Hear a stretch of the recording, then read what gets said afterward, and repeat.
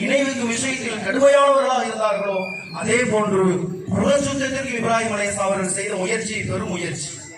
நீங்கள் நகங்களை வெட்டுங்கள், மூக்கை சிந்தி சுத்தம் செய்து கொள்ளுங்கள், கண்களில் சேரக்கூடிய அழுக்கை எடுங்கள் என்று சொன்னவர்கள் இப்ராஹிம் அலைஹிஸ்ஸலாம். தலைமுடியை ஒதுக்கிக் கொள்ளுங்கள், வெட்டி காட்டியவர்கள் இப்ராஹிம் அலைஹிஸ்ஸலாம். மீசையை வெட்டி காட்டியவர்கள் இப்ராஹிம் அலைஹிஸ்ஸலாம். மனிதன் தலைவிரி கோலமாக திரிந்தான்.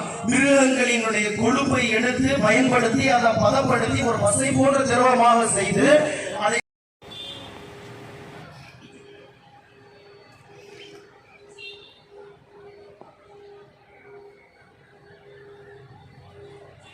سمع الله لمن حمده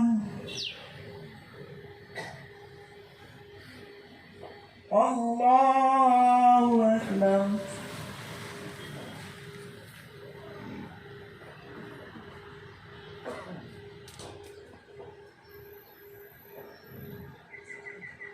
الله أكبر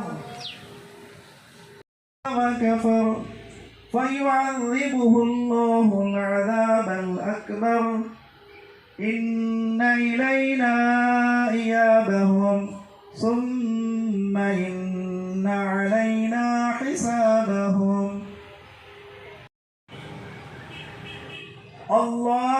الله أكبر الله أكبر الله أكبر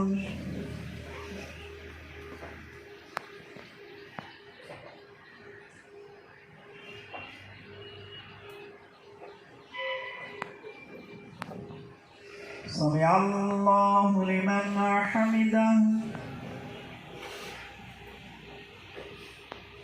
الله